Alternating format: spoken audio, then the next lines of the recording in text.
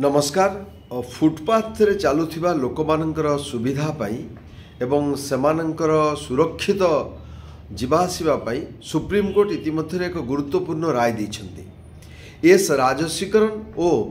भारत सरकार भितर जो मामला सुप्रीम कोर्ट रे थिला से मामलार राय प्रकाश करी जस्टिस उज्ज्वल भूया और अभय एस ए गुरुत्वपूर्ण राय दैछन्ति। आपण मैंने देखो बर्तमान जितेबाला आपण कौन बड़ रास्तार जाऊँगी सहर रास्तार जाऊँगी तार जो फुटपाथ रही से फुटपाथ रे प्रायतः किछि ना किछि लोक कब्जा कर रही नहेले कोठी परिबा बिकाली बा अन्य कौन फुटपाथ दुकानी मान ताको कब्जा करके रखिछन्ति एवं सेमानक भितर भी बहुत वाद विवाद चलछि ता भितर दादागिरी चलछि सेथुरु सब चांदा आदाय करा जाउछि एवं सामग्रिक भाव में कहया पई गले जहाँ पई से रास्ता उद्दिष्ट से लोक माने तार सुविधा पाउ नाहंती एवं से एस राजशीकरण यही मामला दायर करते सुप्रीम कोर्ट रे एटा गोटे पीआईएल थिला पब्लिक इंटरेस्ट लिटिगेशन बा जहाँ को आम जनस्वार्थ मामला बोली कहबा। तांकर कहबा कथा जे संविधान रो अनुच्छेद 21 अनुसार सुरक्षित भाव में जो माने पदयात्रा करती बा फुटपाथ जो माने यात्रा करती चलती चलिकी जाती सेमानंकर एटा गोटे मौलिक अधिकार ये गोटे अंग जे सुरक्षित फुटपाथ समस्त को मिलवा दरकार किंतु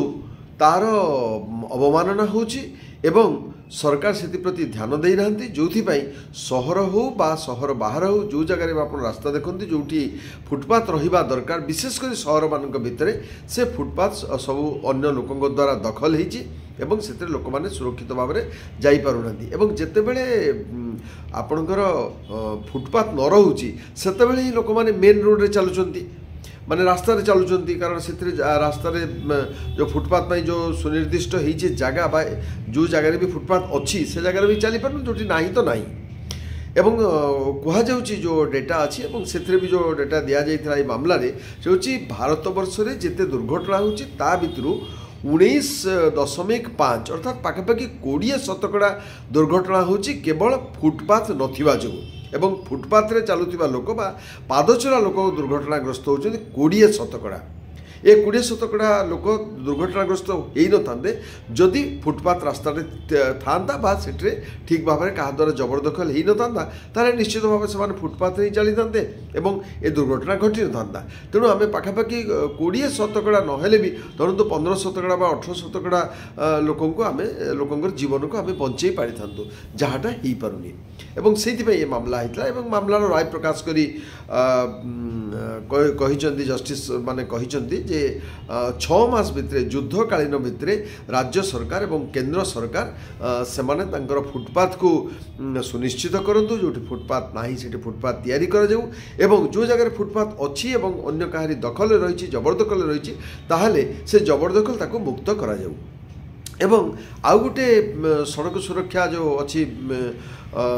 विभाग अच्छी से विभाग को मध्य कहुई जे सेमाने गोटे सड़क सुरक्षा बोर्ड गोटे 6 मास भितर तैयारी करंतु एवं जहार काम हम से माने निर्दिष्ट भाव में जो माने सड़क रे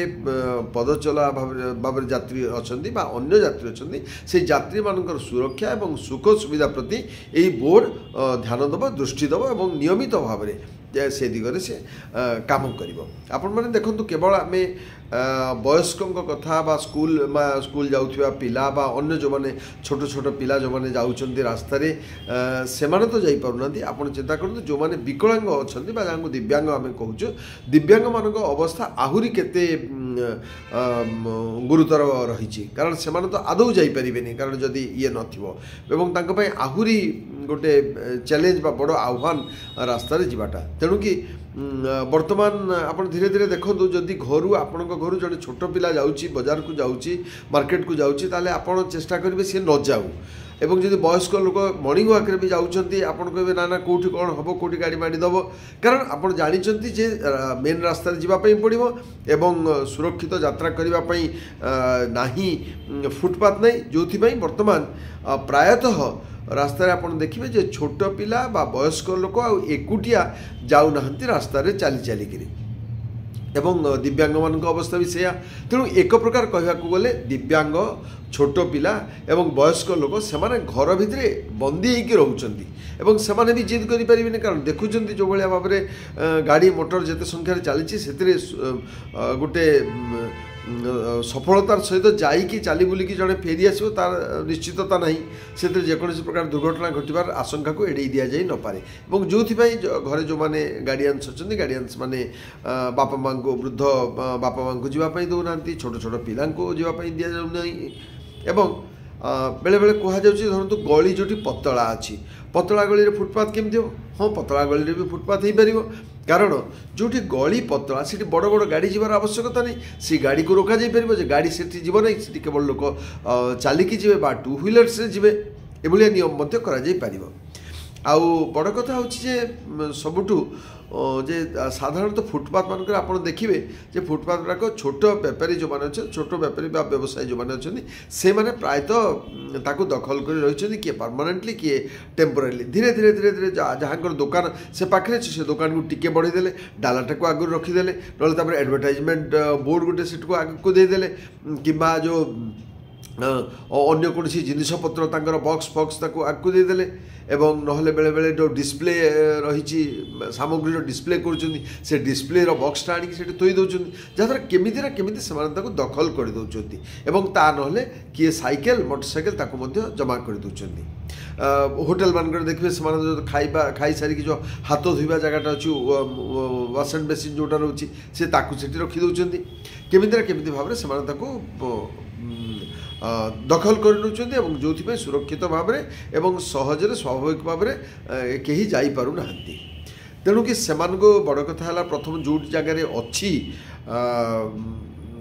ଫୁଟପାଥ୍ ରହିଛି ସେ ଫୁଟପାଥ୍ ଅନ୍ୟମାନଙ୍କ ଦଖଲରେ ଅଛି ବା କବଳରେ ଅଛି, ତାକୁ ଆଗ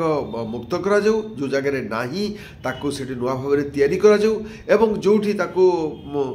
ଖଣ୍ଡିଆ ଖାବରା ଅଛି ତାକୁ ମରାମତି କରାଯାଉ, ମରାମତି କରିକି ତାକୁ ଠିକ୍ ଭାବରେ ନିର୍ମାଣ କରାଯାଉ, ଯାହାଦ୍ୱାରା ସୁରକ୍ଷିତ ଭାବରେ ସେମାନେ ଯାଇପାରିବେ। ଅନ୍ୟାନ୍ୟ ବିଦେଶରେ ସବୁ ଏଭଳି ସୁନ୍ଦର ଫୁଟପାଥ୍ ଭଳି ରାସ୍ତା କରାଯାଇଛି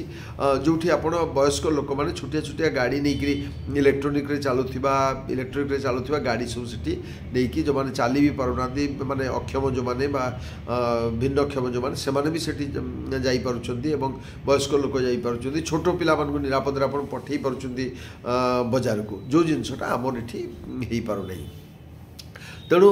ଏଇଟା ଗୋଟେ ଆମେ ବହୁତ ଯୁଗାନ୍ତକାରୀ ଡିସିସନ୍ ଦେଇଛନ୍ତି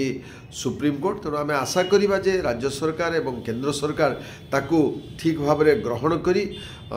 ଖୁବ୍ ତ୍ୱରିତ ବେଗରେ ଏ କାର୍ଯ୍ୟକୁ ହାତକୁ ନେବେ, ଯାହାଦ୍ୱାରା ଶିଶୁ, ବୟସ୍କ ଏବଂ ଦିବ୍ୟାଙ୍ଗ ସମସ୍ତେ ଉପକୃତ ହେବେ ଏବଂ ଗୋଟେ ସୁରକ୍ଷିତ ଯାତ୍ରା ରହିବ ସମସ୍ତଙ୍କର, ସେ ପାଦଚଲା ହୁଅନ୍ତୁ ବା ଅନ୍ୟ ଯାତ୍ରୀ ହୁଅନ୍ତୁ। କାରଣ ଯଦି ପାଦଚଲା ଯାତ୍ରୀଙ୍କ ପାଇଁ ସୁରକ୍ଷିତ ଯାତ୍ରା କରିବା ପାଇଁ ଗୋଟେ ମାର୍ଗ ନାହିଁ, ତାହେଲେ ସେଇଟା ତାଙ୍କ ପ୍ରତି ଗୋଟେ ଅସମ୍ମାନ, ତାଙ୍କୁ ଗୋଟେ ଅପମାନ। ତେଣୁ ଏସବୁ ଅପମାନ ଏବଂ ଅସମ୍ମାନରୁ ତାଙ୍କୁ ମଧ୍ୟ କରାଯାଉ, ମୁକ୍ତ କରାଯାଉ ଏବଂ ସେମାନେ ମଧ୍ୟ ସମ୍ମାନିତ ଭାବରେ ସେମାନେ ଗୋଟେ ନିଜସ୍ୱ ରାସ୍ତାରେ ବା ନିଜସ୍ୱ ପାଦଚଲା ରାସ୍ତାରେ ଫୁଟପାଥରେ ସେମାନେ ଚାଲନ୍ତୁ। ନମସ୍କାର।